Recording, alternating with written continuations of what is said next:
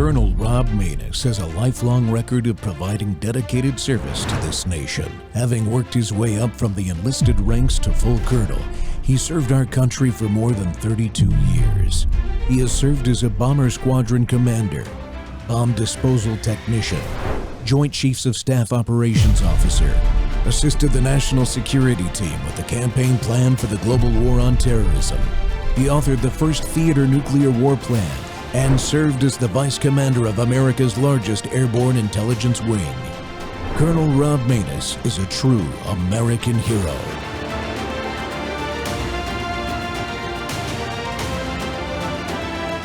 This is Rob Maness Live. Defending the homeland is the military's first and most important priority. That's what it is. Only in recent decades did politicians somehow come to believe that our job is to police the far reaches of Kenya and Somalia, while America is under invasion from within. We're under invasion from within. No different than a foreign enemy, but more difficult in many ways because they don't wear uniforms. At least when they're wearing a uniform, you can take them out. These people don't have uniforms. But we are under invasion from within. We're stopping it very quickly. Welcome back to More War Monday. The Rob Maness Show's live on Worldview Tube and RX Spaces simulcast. Well, America's new national defense strategy, it's on the way, and it's already in action, even though the drafting process continues, of course. The usual suspects are out there, like the Washington Post, continue to publish anonymously sourced hit pieces, especially on departments like the War Department that has a large budget, a vast bureaucracy, and Secretary Hegseth has generated a lot of, quote, concerns since taking office and implementing the president's new America First national defense strategy.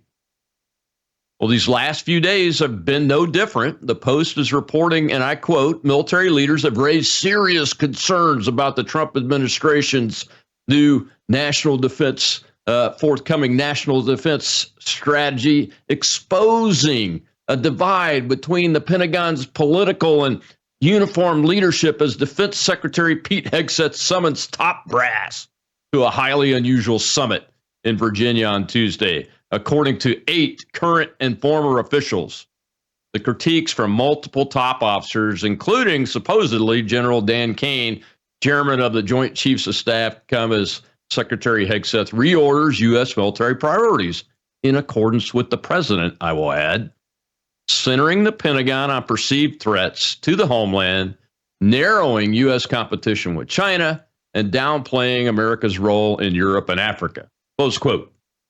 With my additions. Well, my guest today is Dan Caldwell, and he knows more than most how all this stuff works. Dan's a U.S. Marine Corps Operation Iraqi Freedom veteran. He's the former executive director of Concerned Veterans for America, a former U.S. House staffer, and the former senior advisor to Secretary of War Pete Hegseth. Dan, welcome to the Rob Maness Show, sir. Rob, I'm honored to be on. Thanks for having me. I appreciate you coming on. I know you're very busy, man, but you know, I wanted to do this show with you because there are very few people that understand even the term national defense strategy, let alone the process that goes with it. And I apologize for reading that quote from the Washington Post, but I think it's important that that's pretty much standard fare when we're going through these kind of processes, especially early in an administration that's won a big victory, isn't it? Correct.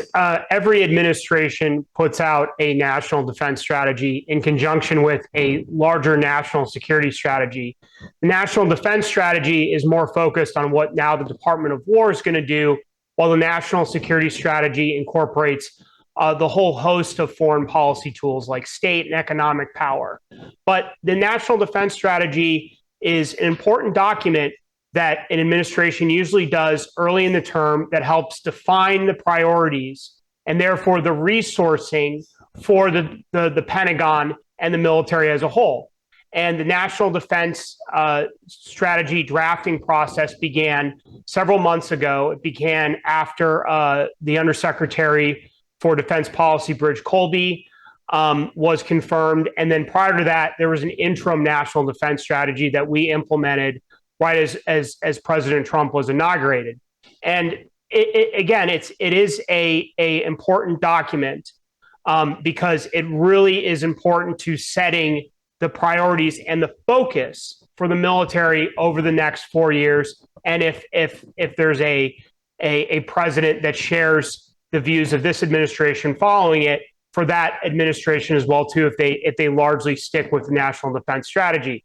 Now, one thing I just really want to emphasize, Rob, and I think you were getting at this in your opening monologue, is that what is going on here is that there are people attempting to influence the drafting process, attempting to impede it or to push it in a direction based on what they would like to see. And these are likely people within the Pentagon who are career civilian officials or career military officers that don't agree with what the president and the Secretary of War want to do.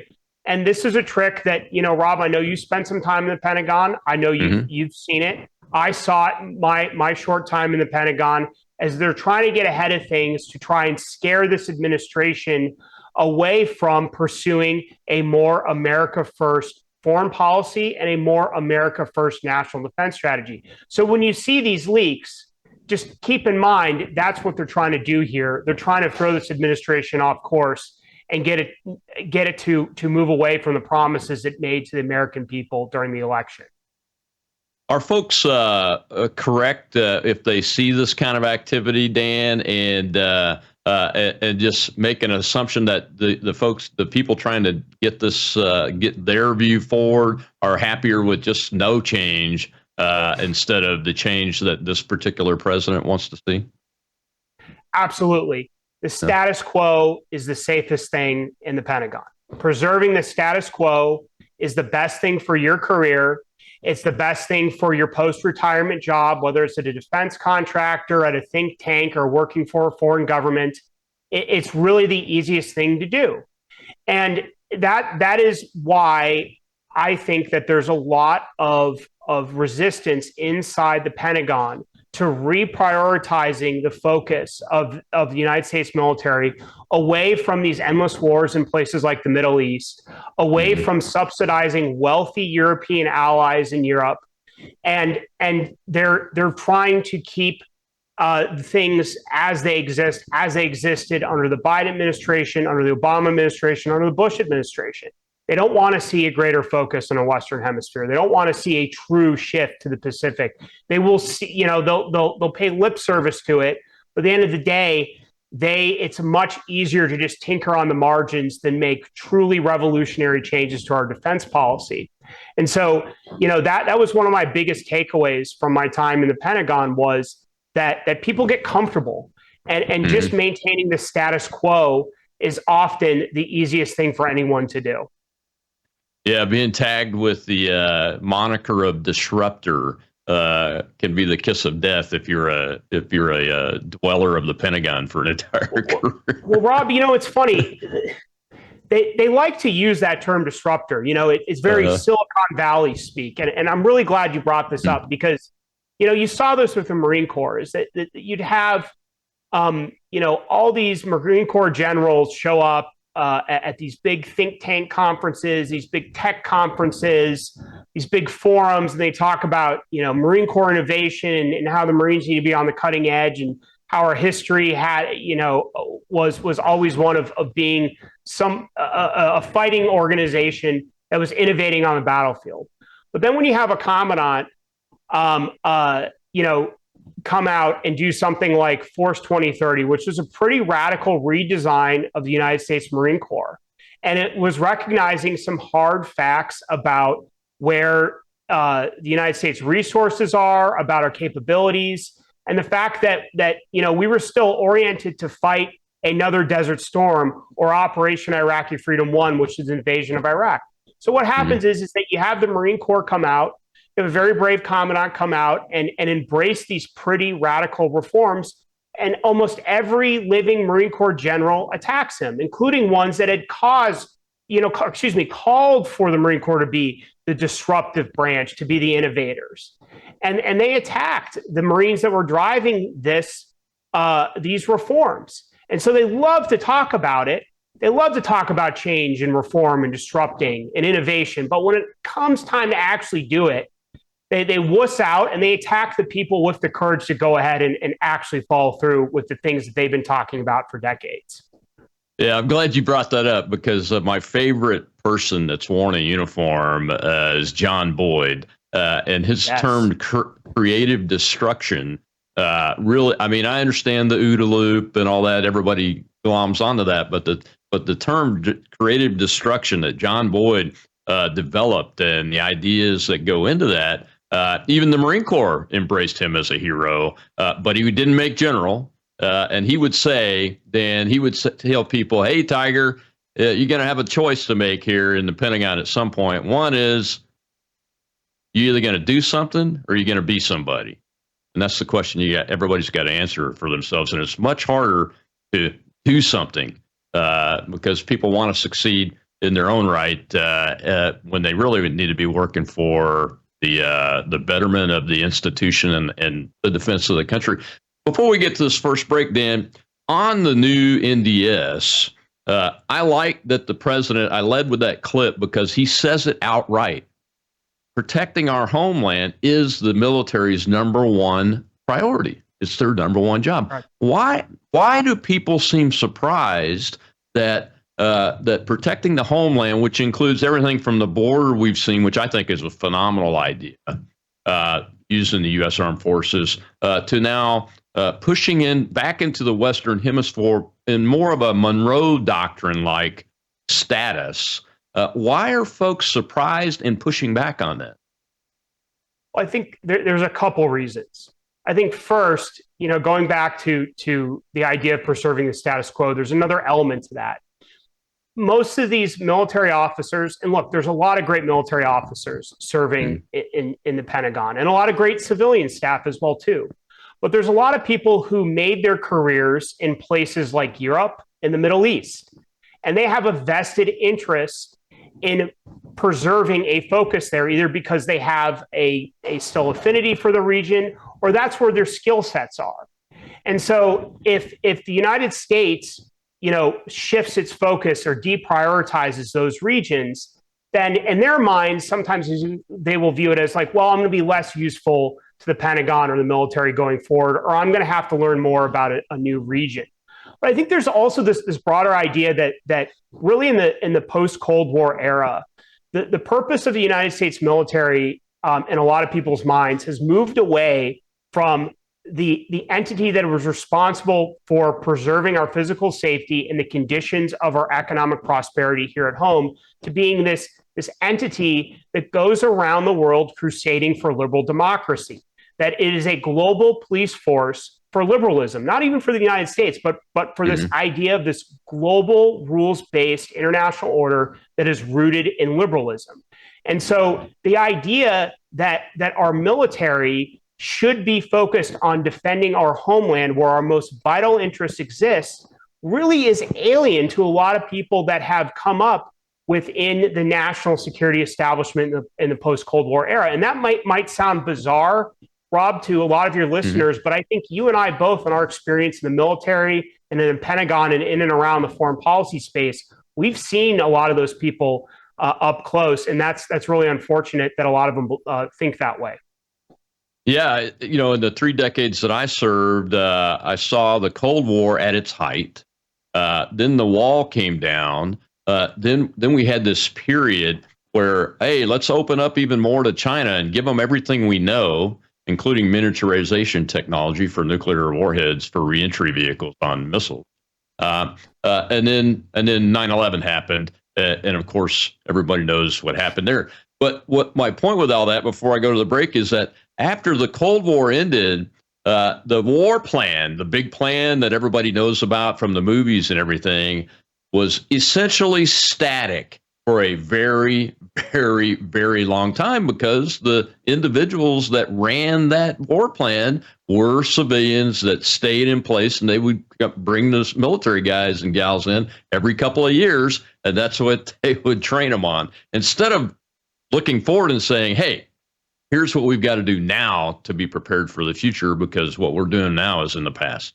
We'll be right back with Dan Caldwell here on the Rob Maness Show. It's More War Monday, and we're talking national defense strategy. And you're going to see how serious the president is in this next segment about China. It'll be obvious in the opening clip. We'll be right back.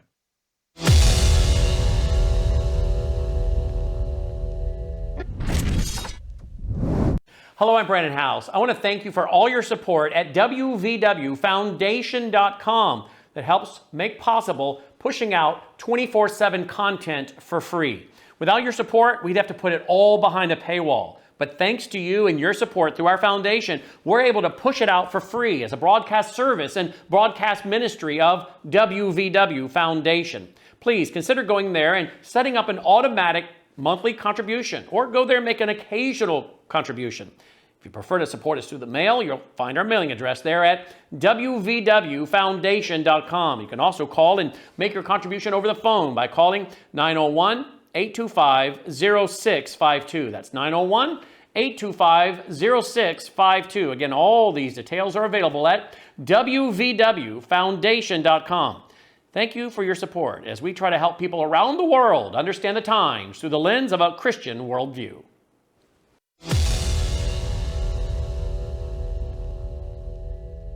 I think we should maybe start thinking about battleships, by the way. You know, we have a Secretary of the Navy. He came to me because I look at the Iowa out in California, and I look at different ships, the old pictures. I used to watch Victory at Sea. I love Victory at Sea. Look at these admirals. It's got to be your all-time in black and white. And I look at those ships. They came with the destroyers alongside of them, and man, nothing was going to stop. They were 20 deep, and they were in a straight line, and there was nothing going to stop them. And we actually talk about, you know, those ships. Some people would say, no, that's old technology. I don't know. I don't think it's old tech, but it's something we're actually considering, the concept of battleship. Nice 6-inch sides, solid steel, not aluminum that melts if it looks at a missile coming at it. Starts melting as the missile's about 2 miles away. No, those ships, they don't make them that way anymore, but you look at it and your secretary likes it, and I'm sort of open to it. And bullets are a lot less expensive than missiles. A lot of reasons. Welcome back to the Rob Maness Show. It's More War Monday. We're talking the new national defense strategy of the Trump administration that Secretary of War Pete Hegseth and his team, led by Undersecretary of Defense Elbridge Colby, is in the process of formalizing and putting it together. But you're seeing it, and you just heard the president there from just days ago when talking to all the generals and admirals, and how serious he is about sea power. And what he didn't say there is China, the Communist Chinese Party, the People's Republic of China. Any way you want to put it, it's China, the adversary that we need to be focusing on the most here in the United States. But he's telling you, and he's telling them, that he is thinking about it, and he's dead serious about it by actually opening the discussion up about new battleships. And my guest today is former senior advisor to Secretary Hegseth, Dan Caldwell, and Operation Iraqi Freedom experienced Marine Corps veteran too. Dan, the clip there, he didn't say China. He didn't even say carriers. He talked about battleships, which has a lot of people stirred up. Especially the folks that keep looking in the rearview mirror instead of looking for the future and thinking about, well, what would a 21st century battleship and fleet with those types of ships be able to do? And one of the things we need to be able to do is control all of our lines of communication and lines of logistics and information in the Pacific if we ever get in a fight with China, right? Yeah, absolutely. And despite the fact it's been clear for several decades now that China was likely to be our main competitor, likely to pose a real security challenge to us, is that in a lot of ways we neglected the key capabilities and services that would be at the forefront of a war with China, in particular, the United States Navy and the United States Air Force. You know, during the war on terror, we actually shrunk our Navy significantly by tens of thousands of sailors. We canceled a lot of shipbuilding programs, or we scaled them back significantly.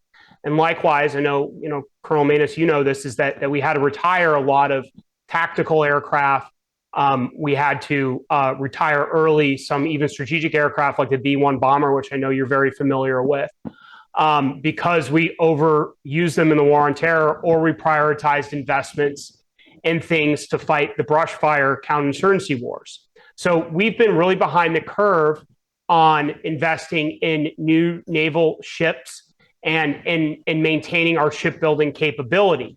So we're at a point now where we really need to catch up. It's no longer a choice. It's absolutely essential to our survival as a nation. Naval power has been at the center of our military power since our founding.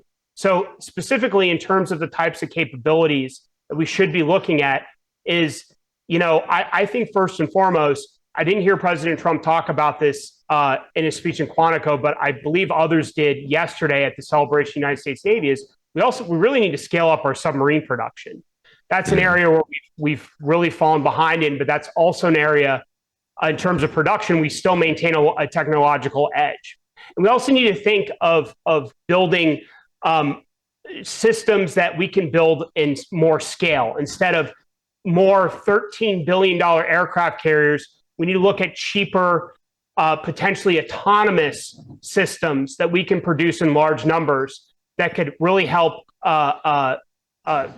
both first and foremost deter the Chinese, but if we get in a conflict with them, that we can control key shipping lanes, sea lanes, and other strategic points in the Pacific more effectively. But unfortunately, that is an area where we're really far behind, but luckily this administration recognizes it, and that's why they're making such a big priority around shipbuilding and naval innovation.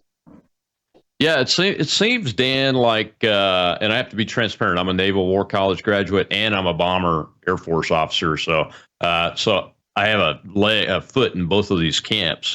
But it seems like we've forgotten what it took to control the vast Pacific Ocean during World War II, and it's not like the technology we have today is going to make that any easier. Although, our shooters and our reconnaissance and surveillance and intelligence systems can be made to the point now today where we can get really good situational awareness 24/7, 365, where we couldn't do that in World War II. But you still, like boots on the ground in a land battle, you still have to be able to control the seas, right? And that's I think. Do you think that we need to make sure we're looking at that as we look forward and think about concepts like a new type of battleship and these autonomous vessels and those kind of things, so that we are putting our foot forward in the right way instead of going with the latest bells and whistles? That's what I'm concerned about. Well, you're absolutely right. We do need to be innovating on the technology front. But it doesn't change the fact that for the foreseeable future, you're still going to need sailors on combat warships patrolling the seas. And that likely is not going to change for a very long time, if ever. And, interestingly, you're seeing something similar play out in Ukraine, where there's this assumption that the Ukrainians who are suffering, significant manpower shortages are going to be able to make up for those manpower shortages with drones and other autonomous systems.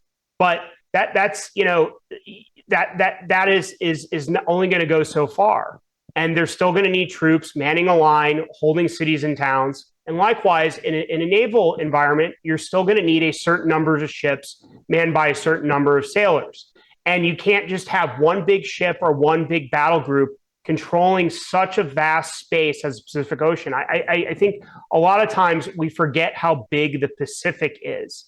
But there's, on the other hand, there is also some truth, is that a potential conflict in the Pacific will be confined to some key areas. First and foremost, the Taiwan Strait, South China Sea, and some other key islands. But that brings up another problem, and that, in terms of distance, is the logistical tail there of how do you maintain these forces that are really so far away from the United States? What do you pre-stage? What do you have in theater? What do you move into theater after the conflict begins? And that is what the National Defense Strategy and other things that are going on in parallel to that are ultimately going to look at. Yeah, that you led me to my next two questions, really, and that is the strategy going to take a really hard look at the non-sexy parts of the maritime piece, and the sea lift ships, and can we make them autonomous? Can we build enough? I mean, our manufacturing is just not where it needs to be. We need more shipyards and increasing the size and capability and throughput of the existing shipyards, because the Chinese, I mean, they outbuild us over 1,700 ships to one when it comes to maritime sea lift ship. I mean, there's part of me that wonders sometimes if there were certain parts of the previous administrations just kind of gave up on this problem. We're in such a hole when it comes to not just naval warship building, but military sea lift command shipbuilding. And we lack enough of critical types of vessels, that can transport everything from fuel to munitions to combat vehicles and so on and so forth. And yes, there are some smart people that are working on some autonomous solutions and things like that. But unfortunately, it's an area where we're really far behind. So that leads us to the question of, well, what do you do about that? And that gets into the more challenging part of this national defense strategy, and why I think a lot of people are really freaked out, is that it's going to require us to do less in other places. Is we are going to have to not completely withdraw from the rest of the world and ignore everything that isn't in the Western Hemisphere or Pacific, but we're going to have to push more of the burden to our European allies. We're going to have to push more of the burden to our partners in the Middle East, and recognize that we don't have as many interests there as maybe a lot of people have said for the last 20 years. So doing less in those regions frees up resources for the more critical areas, which is first and foremost the Western Hemisphere, our homeland, and then the Pacific. So because we have these unfortunate gaps in our ability to build ships and airplanes and other munitions, inevitably leads us to a place we're going to have to do less. And just one quick thing on the being able to move stuff across the Pacific, not only in the realm of shipbuilding are behind, but Rob, I think is that we currently don't have a long range transportation aircraft in production.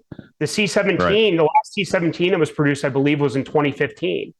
The replacement for the C-5 is still in the design phase. We have the C-130 that is still in production, but that is not a aircraft that is capable of hauling a lot of stuff over a vast distance. So that's another major problem here that constrains us in a theater like the Pacific.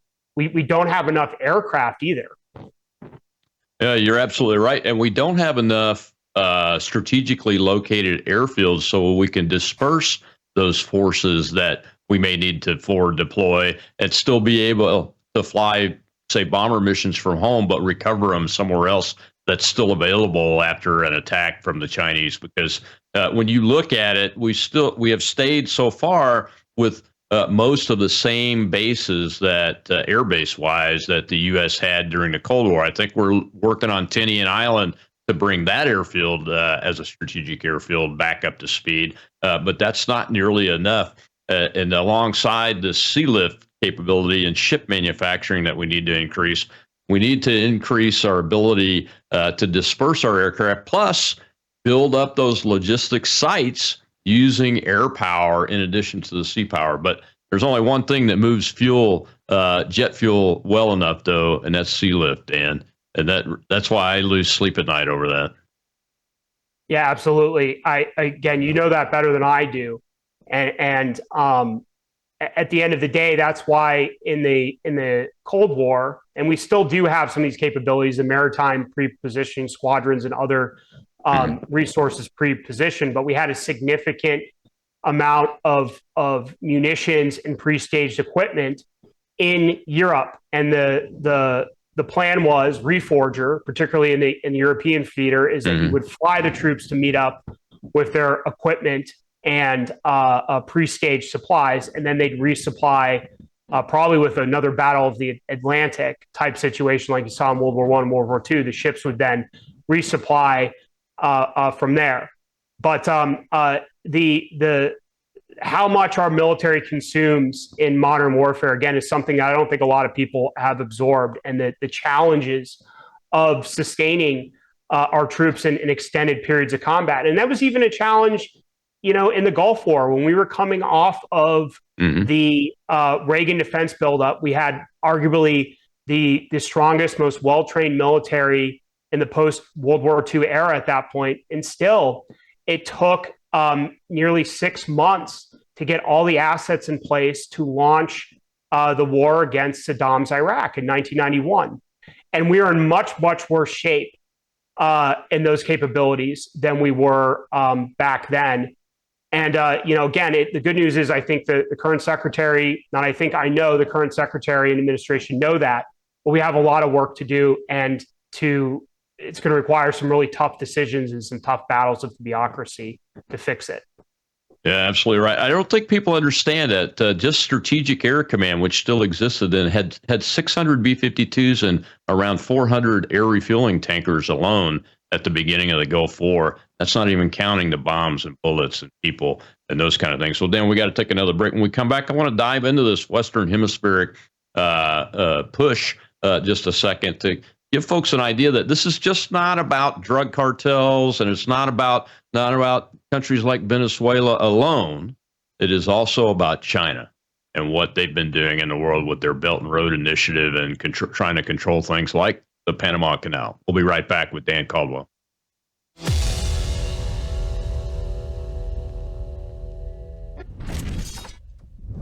You woke up with a sore throat and a low-grade fever. You know you are getting sick, so here's your choices. You can get sicker and miss work, try to see a doctor this week, or sit hours in a crowded waiting room at urgent care. I have a smarter option for you. Open your medical emergency kit. Match your symptoms to doctor-recommended prescription in your booklet and take the right meds now and get well faster. This is not a first aid kit. It's like having an urgent care in your home. It includes doctor-prescribed medications to treat over 39 medical issues like respiratory infections, strep throat, pneumonia, UTIs, and more. No waiting to see the doctor and no standing in line at the pharmacy. It's right here. Every home should have at least one medical emergency kit, and here's how to order. Go to worldviewhealthcare.com. Your kit to treat dozens of common and serious illnesses is rushed to your door. worldviewhealthcare.com. That's worldviewhealthcare.com. The emergency kit available at worldviewhealthcare.com. Make sure you don't have to go to urgent care. I got pneumonia. I didn't have to go. I took this last year. Stayed at home, went to bed.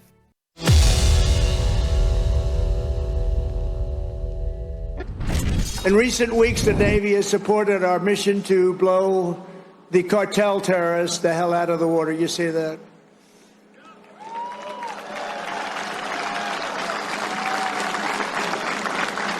And there are no boats in the water anymore. You can't find any. We're having a hard time finding them. But, it's a pretty tough thing we've been doing, but you have to think of it this way. Every one of those boats is responsible for the death of 25,000 American people and the destruction of families. So when you think of it that way, what we're doing is actually an act of kindness. But we did another one last night. Now we just can't find any. It's the old story. We're so good at it that there are no boats. In fact, even fishing boats, nobody wants to go into the water anymore. Sorry to tell you that. But we're stopping drugs coming into America, if that's okay. We're stopping drugs at a level that nobody's ever seen before. Last year, we lost, I believe, 300,000 people. And that's not talking about the destruction to families. Every one of us knows families that have been destroyed because the son, daughter, even mothers and fathers are destroyed by the fentanyl pouring in and drugs pouring in. Well, they're not coming in by sea anymore, so now we'll have to start looking about the land because they'll be forced to go by land. And let me tell you right now, that's not going to work out well for them either. Welcome back to the Rob Maness Show here on Worldview Tube and our X Spaces simulcast. It's More War Monday, and we're talking the new national defense strategy, both in draft but in action there. You just heard the President of the United States talking about his Western Hemisphere approach. And one of those is to engage in conflict with the drug cartels because one boat, 25,000 dead Americans. That is a number that we should never, ever accept. And my guest today is the former senior advisor to Secretary Hegseth, Dan Caldwell. And Dan, this Western Hemisphere defense is not just about the drug cartels, although that's very important. I mean, China is a big player in why we need to do this, isn't it? Yes, absolutely. And, since our nation's founding, our leaders, and I would say until recently, generally recognized that the Western Hemisphere was the thing that was most important to us. It's because obviously, as I stated earlier, it's where we live. It's where our resources are that power our economy. And we're very blessed to live in a country that has, abundant energy resources, abundant mineral resources, and ability to feed ourselves in large parts of the world. And then we also have things like the Panama Canal and the hemisphere that enable us to better trade between different parts of our country and in the region. And so something like the Panama Canal, for example, is fundamentally more critical to our prosperity and our ability to have a functioning economy than, say, who controls the Donbass in Ukraine or who controls the Anbar Desert in Iraq. It is literally very important. And so getting to the question of an outside power, in particular China, having control of that and having the ability to, say, shut it down to American commerce or jack up the rates that they charge the ships transitioning canal, it will have serious implications, not just on our economic prosperity, but on our safety. I have to admit, and others who come on your show may disagree with me, I think sometimes we overhype the risk of China gaining influence or control in certain regions of the world. Like there's a big debate over what is China doing in Africa? China having more economic investments in, say, sub-Saharan Africa isn't as big a threat to us as, say, them gaining control of the Panama Canal. That actually really matters to us. So when we're talking about the threats to the Western Hemisphere, to your point, I think a lot of people think about it just through the immigration realm or the risk posed by drug cartels. But you're right in saying that's not the only risk. I also say as well, too, is that there's also significant issues that are at play when it comes to certain countries and other groups in Latin and South America, that if these countries become more destabilized and there's more issues with governance issues and stuff, that impacts us more as well too, because it leads to more immigration, more pressure on our southern border, more economic disruption than, say, having a failed state in Africa or the Middle East. And again, this goes back to our histories. You had the Monroe Doctrine, which was about concern about Europeans after the Napoleonic Wars, and then you had the chaos in the colonies that were previously controlled by the Spanish, that certain European powers would come in and exploit that. And then you had the Roosevelt corollary that dealt with instability in Latin and South America come into play. And so it's really kind of a return to our traditions and past, what guided the early part of our republic's foreign policy. Yeah, it is. With the Chinese companies, I don't think a lot of people understand that a Chinese company is usually controlled by the People's Liberation Army, from what I've seen, or some arm of the Chinese Communist Party apparatus in the government. When President Trump first took office and Secretary Hegseth got confirmed, I think his first trip was to the Panama Canal, wasn't it? Yes, I think it was the second or third trip, but it was a very, very early priority I can't get into some details, but it was, one of several of the first big meetings. Is that right away, day one, even before Secretary Hegseth was confirmed, because he was confirmed a few days after the inauguration, is that Defense Department and the staff there were laser focused on the Western Hemisphere. First and foremost, getting control of the border. And then once we had a plan in place to do that, forces were flowing there, things were getting in place, we were working well with Department of Homeland Security. We started looking beyond the border at the things like Panama Canal, the threats posed by drug cartels and other groups in Latin and South America. And so it has been a bigger and bigger focus of this Defense Department, I think, at any point since the end of the Cold War. Yeah, definitely. I was mentioning the Chinese companies because it was reported that there were the ports at each end of the canal had companies from China that were controlling those port areas at the time that the president took office. I mean, that's very, very concerning. And when you hear things like, well, they want to go into the Arctic region and Greenland, but when you see the president's policy focus on those pieces of it, it tells me that the team is really looking at everything from the perspective of China to ensure that not only that we have our bases covered, but we have a plan in place to shore up where our weak areas are.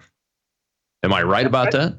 Yeah, absolutely. And I have to say is that, again, it hasn't got as much coverage, but this administration, through the State Department, Department of Defense, Department of Homeland Security, has secured some big wins in ensuring that the United States maintains control of critical economic and security resources in the Western Hemisphere. Is that we have we are more confident that the Chinese will not be able to block off access to the Panama Canal as a result of the things that this administration did, particularly in the first 100 days. Those companies are no longer dominant in controlling the canal. We have American troops back in Panama doing regular exercises. There hasn't been an invasion like some people said they were. We're able to work with the Panamanian government effectively, develop stronger security links with the Panamanians, and the end result has been that canal is more secure than I believe in any point since the end of the Cold War. Are there any other countries, like Greenland is specifically a very strategic importance because of its position in the Western Hemisphere, but are there any other countries in South America that we need to be concerned about that would show those same weaknesses if we don't make sure we're on top of it? So just real quick on Greenland, again, the President Trump is returning to our past in a lot of ways. Mm-hmm. Multiple presidents, especially in the Cold War, World War II, and even before that, recognized the importance of Greenland. Going back to the 1800s, is that this is a area that's resource rich. It allows us to project power into the Atlantic. It controls key Arctic sea lanes. And, there were serious discussions in the 1950s of the United States annexing Greenland. And where we're moving towards is maybe it's annexation, maybe it's not. But at the very least, we're making progress in focusing more critical military resources there in a way that not just the Chinese, but potentially the Russians could get control of. And it helps make us more secure in our homeland. And again, it's another area that's more important to us than, say, the Middle East or some part of Africa or Eastern Europe. Now, in some of the other issues that we face in the Western Hemisphere, obviously Venezuela is a concern. Now, I'm somebody, and I don't speak for the administration anymore. There's a lot of stuff in the media you can't believe. I don't know what their policy is. The Maduro regime is obviously not a good one, and I think there's evidence that they are allied with certain drug trafficking organizations. However, we need to be mindful of the risks of conducting another regime change war, this time in our own hemisphere. Is that there could be some issues there where we unintentionally create a South America, Libya situation, and we have another major wave of migration that puts pressure on our border. So that's a country we need to take a close look at. But that's an area where I would advise some prudence and ensure that we aren't doing things that could make other problems worse. Yeah, I totally agree with that, Dan. I like the fact that we put a naval presence like the ARG group and the MU down in that area, along with its logistic support capabilities. But I see that as more of a deterrence to other actors like Russia and China and Iran, all of whose navies have operated in the Caribbean and in in that southern Gulf of America and those kind of things, in addition to handling the Venezuela situation. We got to take one more break. When we come back, though, I want to spend this last segment talking about nuclear deterrent forces, because we mentioned submarines earlier. That's critically important, but we can also leverage that capability and the manufacturing that goes along with it to maybe improve our manufacturing abilities and things like ships, aircraft, that kind of thing, if we focus on updating our nuclear forces. We'll be right back with my guest, Dan Caldwell.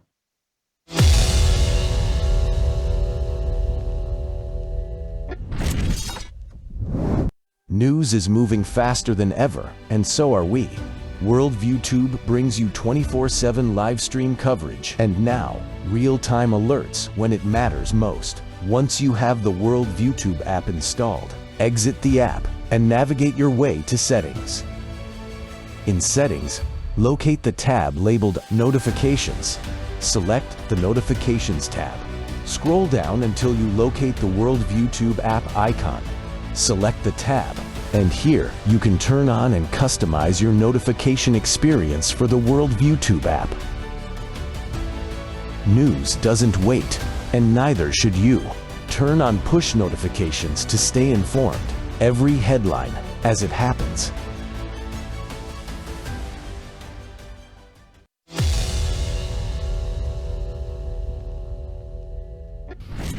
We were a little bit threatened by Russia recently, and I sent a submarine, nuclear submarine, the most lethal weapon ever made.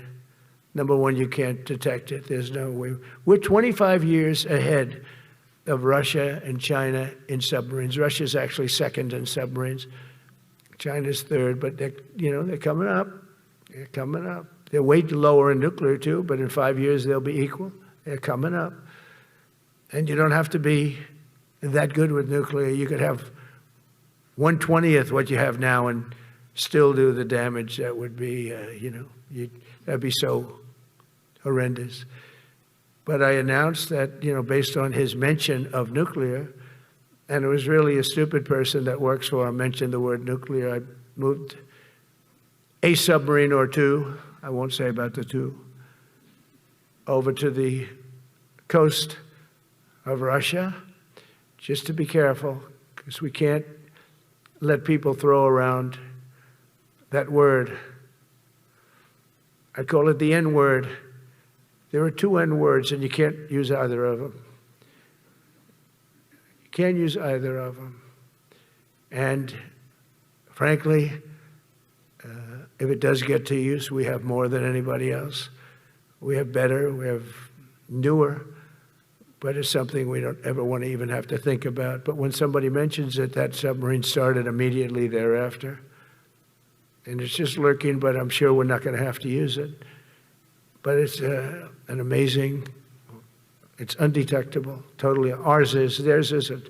Theirs are totally detectable. We can detect them easily. We go right to the spot. But we have genius apparatus that doesn't allow detection. It doesn't allow detection at all by anybody above water or below water. It's incredible. We're way ahead of everybody in that and other things. Welcome back to the Rob Maness Show. It's More War Monday, and today we're talking about that man's new national defense strategy and America First national security policies. President Trump talking about how he's used nuclear forces. And my guest today is former senior advisor to Secretary Hegseth, Dan Caldwell. Dan, I wanted to spend just a little bit of time talking about our nuclear deterrent forces because you notice neither one of us has mentioned Russia throughout this entire show, and we've covered where our priorities are. But this has to be our priority because this is the one area where we need to make sure we're paying attention to Russia as a strategic threat, right? Correct. I mean, Russia, in terms of its conventional capabilities, is actually very limited. The Russian military can't take Kharkiv.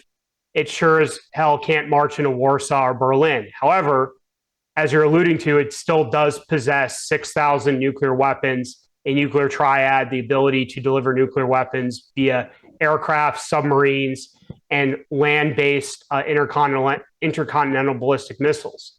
And so they are still a significant nuclear power, and that's why we still need to pay attention to them. In terms of our own nuclear deterrent, it is the ultimate guarantor of our survival as a nation. It is our ultimate backstop.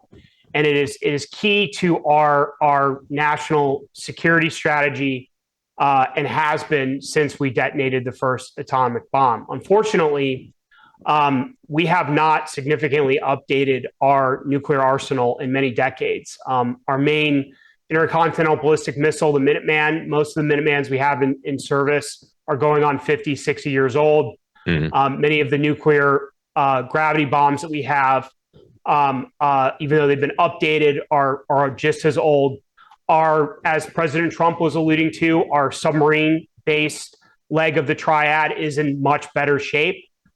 We do have a lot of good capabilities there, but even that is starting to age. Many of the Ohio-class submarines that we use are going on 40 years old. So we're in the midst of a nuclear modernization program right now. It is very expensive. Unfortunately, there were some bad decisions made by previous administrations that have increased the cost of that program. But it is absolutely critical that we maintain a nuclear deterrent. I think there's a lot of great arguments to be had about what that looks like in the future. You know, whether we maintain all three triads, whether we limit one or invest more in another. But it is key that we maintain this capability because it is truly the ultimate deterrent.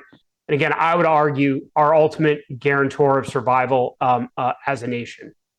Absolutely right. I was glad to see in the public information I've got on the new National Defense Strategy, there's a concerted effort to do a modernization, to field new technology platforms, and they've made it appears the Golden Dome missile defense concept as part of that overarching strategic force that this NDS is going to set out goals to improve that and make sure that it's that we last until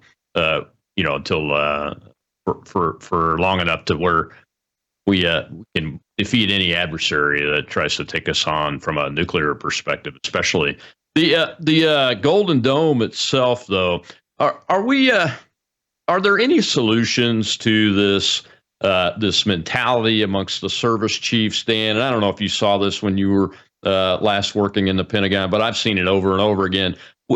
From the end of the Cold War, we got in this habit of robbing Peter to pay Paul between the services. And I wrote a little article about it a couple of weeks ago where the Air Force Chief of Staff was mentioning something about the Army's budget is insignificant. We should take money from the soldiers' budget and cut 100,000 soldiers out of our limited ground force now and put it towards more bombers and vice versa, ships coming from the Air Force budget and those kind of things.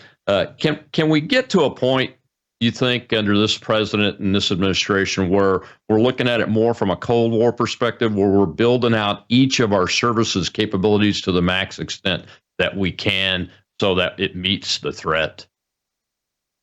Well, I would say that I think we want to have a capable Army, Navy, Air Force, Marine Corps, Space Force.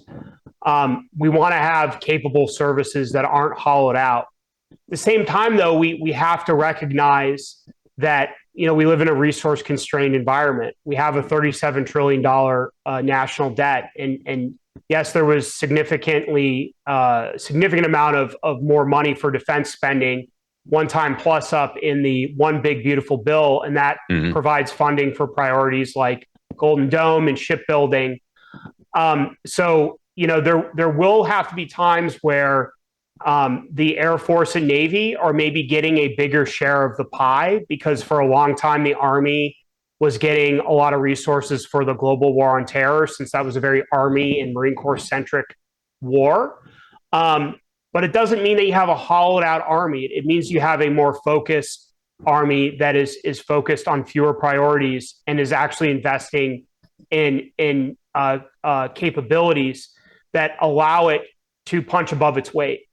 And I'm not going to get into, should the Army be bigger or smaller? That's a live debate right now that I don't want to touch with 30-foot pole. But there is times where there are going to have to be trade-offs. But what we've done, unfortunately, in the past is we've allowed a much bigger or hollowed out force to exist that really doesn't serve anybody, as opposed to looking at like what the Marine Corps did in Force 2030 and say, okay, we have a limited pot of money. How do we make ourselves more lethal? And they voluntarily cut Marines. They divested systems they didn't need anymore.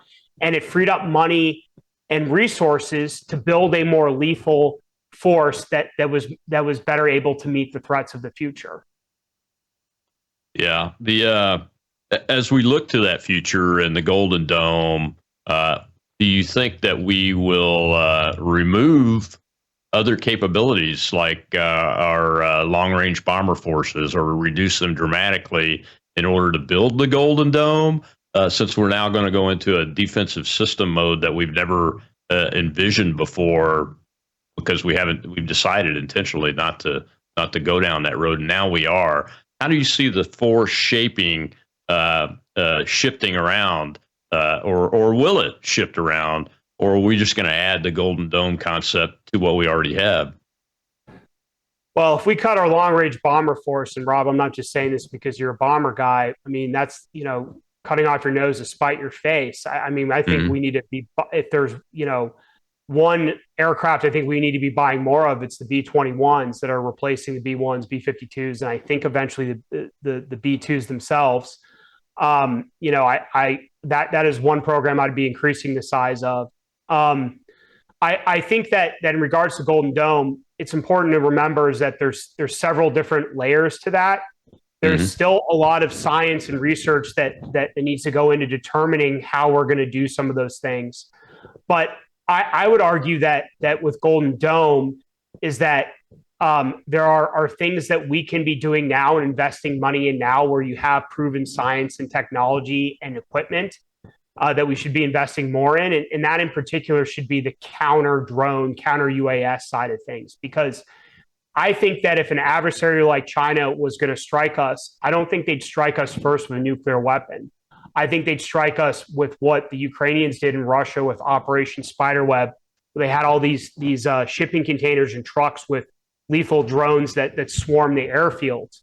And you have the cartels, you have other non-state actors with those capabilities. So that's something we should be investing more in right away. And that's not just DOD, that's also Department of Homeland Security. So they need to be investing more in that. In terms of some of the other things that would require less investments of, look, I think that you'd have to look overseas. I think that many of these systems are in places overseas where we don't necessarily need to be anymore. We should be bringing more of those back and integrating them more into our homeland defense, whether it's things like our THAAD batteries, our Patriot batteries, and then our counter UAS systems. So that's where I'd go first, is saying where we overseas, we don't need to be anymore, that we can bring them back here to fill gaps in our homeland before talking about cutting capabilities like long-range bombers, which should be absolutely, in my view, definitely not on the table in terms of trade-offs for Golden Dome. And just to be clear, I'm not advocating for cutting long-range bombers. Oh, I know you're not. I know you're not. I just wanted to use a good example to get that discussion out there. We've just got a couple minutes left. Dan, I wanted to give you a chance to talk about what folks should be looking for, because here's two words that drive the insiders in the Pentagon especially crazy: Elbridge Colby when thinking about alliances. And we've talked, and I think we're in straight alignment on this national defense strategy that's coming out here, that we need to focus where we should and de-emphasize where we can, and get our allies to do more, especially in NATO, in Europe, and those types of areas, and in the Middle East too. So what should folks be looking for when it comes to us telling our representatives, our senators, what we want them to support, real quick, when it comes to that, because there's a lot of pushback on that? Well, for one, they shouldn't be passing things in the National Defense Authorization Act or appropriations bills or, omnibus or continuing resolutions that restrict the ability of the administration to reprioritize resources towards our homeland and towards the Pacific. So we saw that in previous Congresses where they've tried to handcuff President Trump from withdrawing troops from Europe or from the Middle East or other places. That's, I strongly believe that Congress has a role to play. It's in our Constitution and foreign policy. They're the ones that declare war. They're the ones that appropriate things, but they've been more interested in trying to prevent President Trump and others from fixing our foreign policy and defense policy than actually leading the way themselves. And so, no restrictions on withdrawals of troops from Europe, trying to force President Trump to do certain things with NATO or keep troops in places like Syria or Iraq where it appears we're in the process of withdrawal. Those are things that our representatives should absolutely not be doing. They should be coming alongside this administration on this issue and ensuring they're doing the right thing. And just note, too, is that nobody's talking about pulling out of NATO. Nobody's talking about abolishing alliances or becoming a purely isolationist nation. That's a smear. Well, our alliances are important, but there's a difference between an alliance and a dependency. And for too long, people that we were supposedly in partnerships or alliance with, is really a dependent relationship. And we were ultimately the people that were creating that by not forcing wealthy partners, particularly in Europe, but in all other places too, to actually step up and defend their own backyard. We enabled that behavior. And this president, I'm very proud to say, is beginning to stop that. Absolutely right. Well, Dan, thank you very much, sir. I appreciate it. Folks, you can find Dan at Dan D. Caldwell on X and everywhere else. You can reach out through that account there. We appreciate your time, sir. God bless you. And the NDS has our support for sure here. Tomorrow we'll see where it ultimately lands. Yeah, we will. We will. Thank you very much. We appreciate it. Thank you. Tomorrow's Training Tuesday. Pastor Dave Scarlett is here on the Rob Maness Show, and I'll be in the X Space here after the show. I'll see you there in a bit.